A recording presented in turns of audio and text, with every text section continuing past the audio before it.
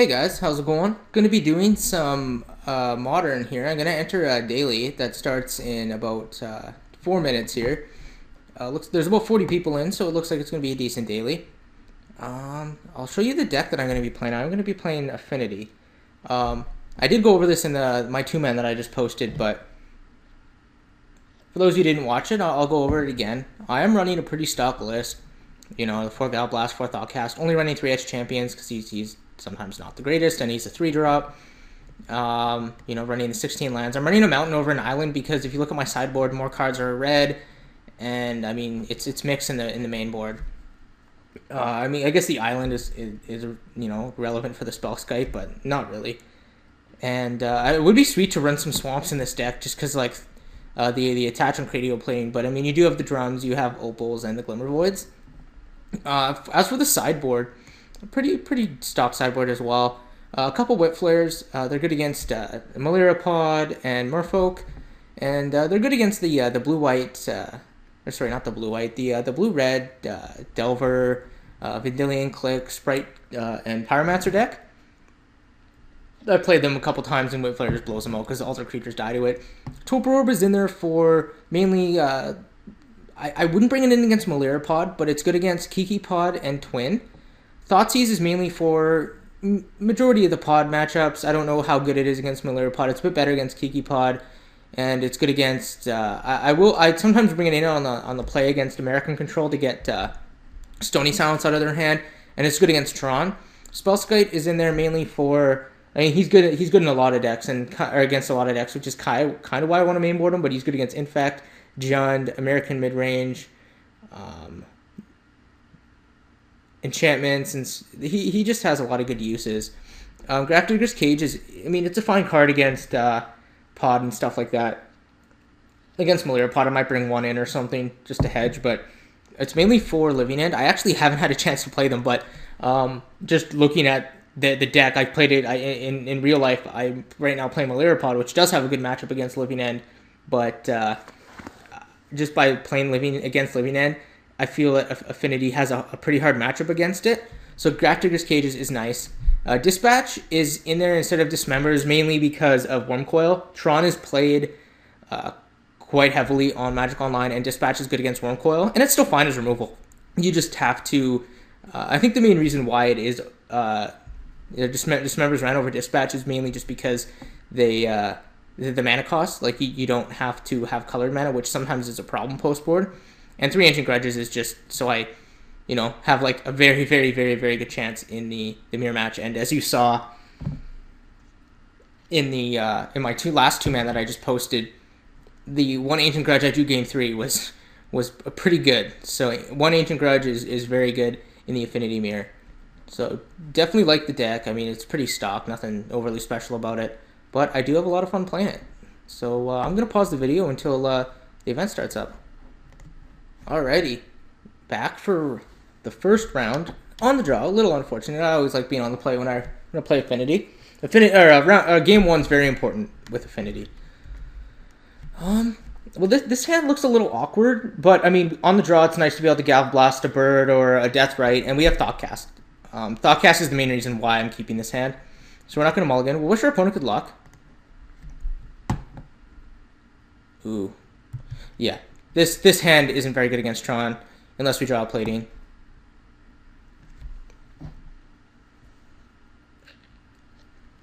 And it's just like Pyroclasm just wrecks our butthole here.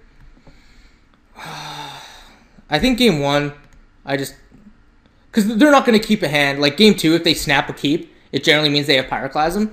But I think I'm going to... I'm silly. I'm so dumb.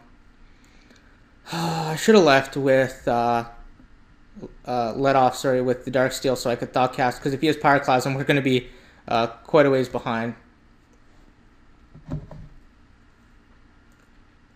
I guess I could have ramped with my Opals. I could have tapped for a mana, played Opal, and then Thoughtcast, but just a little minor misplay there. Hopefully he doesn't have the Pyroclasm and we just die. Alright, well that doesn't look like Pyroclasm. He could still very well have it though. Maybe not. Never mind. I was thinking you could play like Chromatic Star or something, or Chromatic Sphere, but I don't think it would work. Good thing is he's not going to have Tron.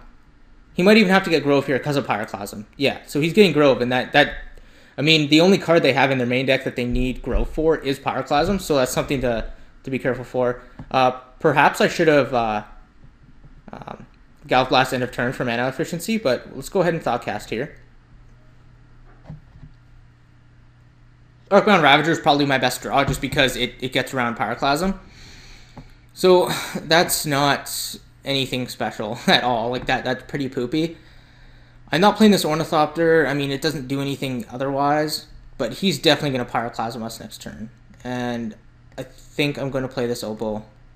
I mean, if you draw Ravager, it sucks, but I think what we're going to do, we're going to attack for 3, Galv Blast him end of turn, assuming a Pyroclasm is going to hit, and he's going to be at 12, essentially at 8. This is going to bring him to 7. So hopefully we can draw like a Ravager or something.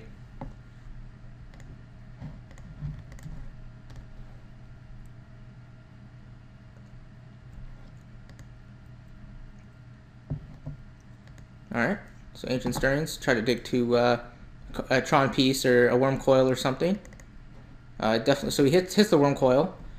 Have to watch out for that. It's probably not going to come down for at least 2 more turns, so hopefully we can beat him before then. This is nice.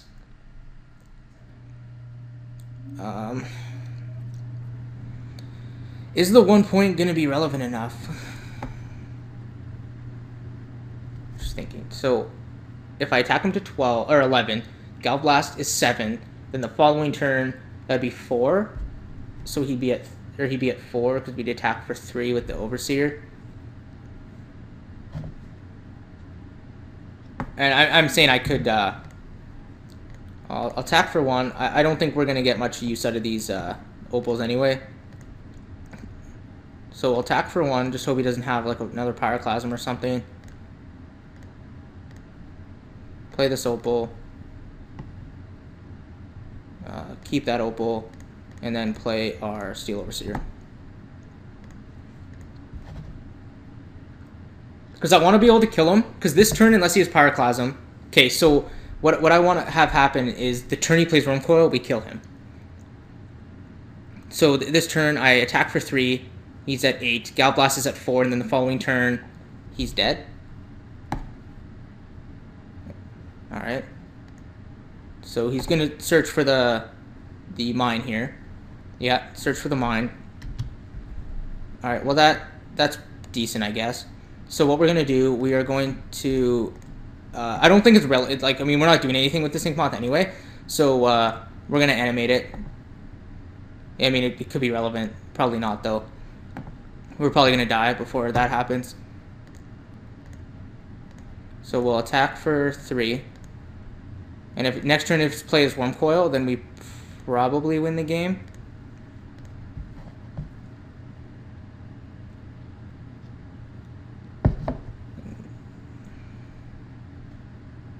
Hopefully he doesn't. Yeah, that's what I was kind of afraid of.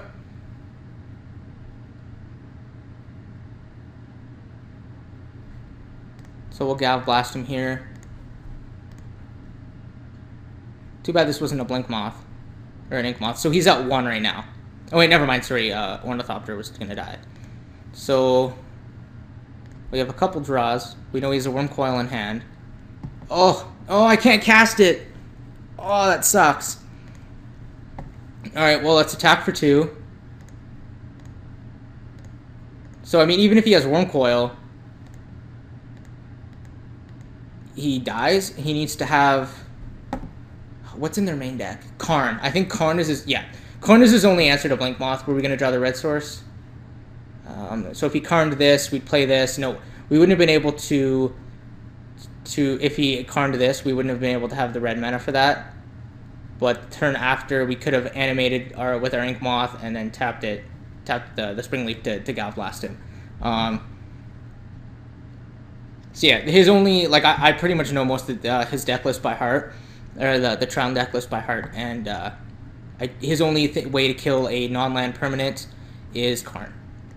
Game 1, anyway. Like, he has Nature's Claims and stuff post-board.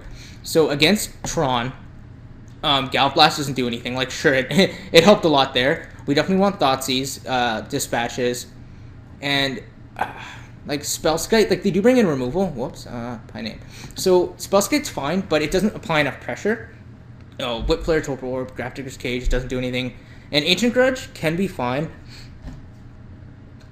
Like if they tap out for a map or they play Oblivion Stone and don't activate it, or don't have enough mana to activate it. But in my experience, most Tron players won't play their Oblivion Stone until they have 8 mana. So I think I want to run it like this. However, Memnite just poop. Memnite's poop. He dies to Pyroclasm. It just sucks. So I think I'm going to take him out. I don't know if I take out... I think I do take out a Memnite here and bring in 1 Ancient Grudge. It can be fine. It can... another use for Ancient Grudge is if let's say he plays Wurmcoil, we attack him, but the following turn he's dead unless he gains life. We can, when he goes to attacks, we can Ancient Grudge so he doesn't gain life and then kill him. So Ancient Grudge has some uses. It's just not, the most proactive card that I like against them. So I'm going to run it like this and see how we go.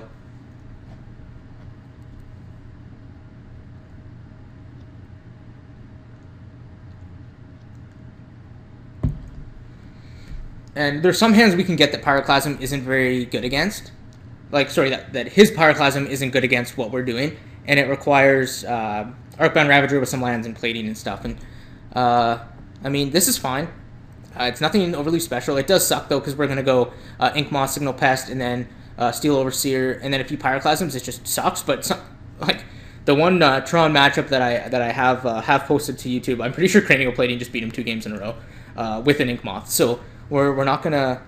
And the good thing is generally when Tron snaps off a 7, they just have Pyroclasm.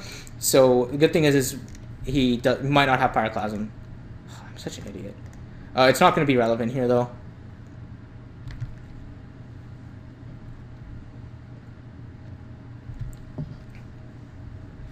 All right. Well.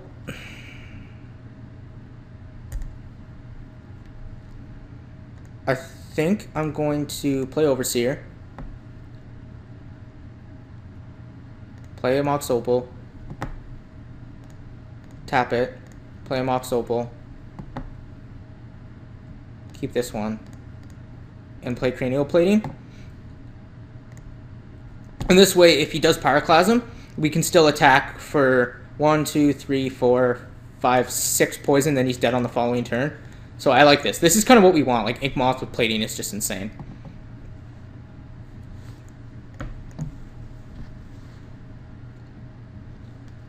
Yeah, so this looks like a Pyroclasm, which is fine. He's out of colored mana, and potentially out of mana. Yeah, so he doesn't have another land drop. Let's see. So, I'm trying to think. We definitely want to have an Inkmoth in play, because if he draws a Tron land, has Karn, and Karns are Inkmoth, or plating, we want to be able to have another one. Like, it does sort of... Oh, no, this is fine, actually. So we're going to animate. I guess it does... We do miss out on 1 poison, but I don't think it's going to matter. Okay, so he just realized he has no out to my Inkmoth. I could have Thoughtseize before doing that, but, I mean, no matter what's in his hand, I'm doing this anyway. Like, there's nothing else I'm doing with my turn. So... yeah, Inkmoth plating gets there sometimes. All right, we'll see you guys for round 2.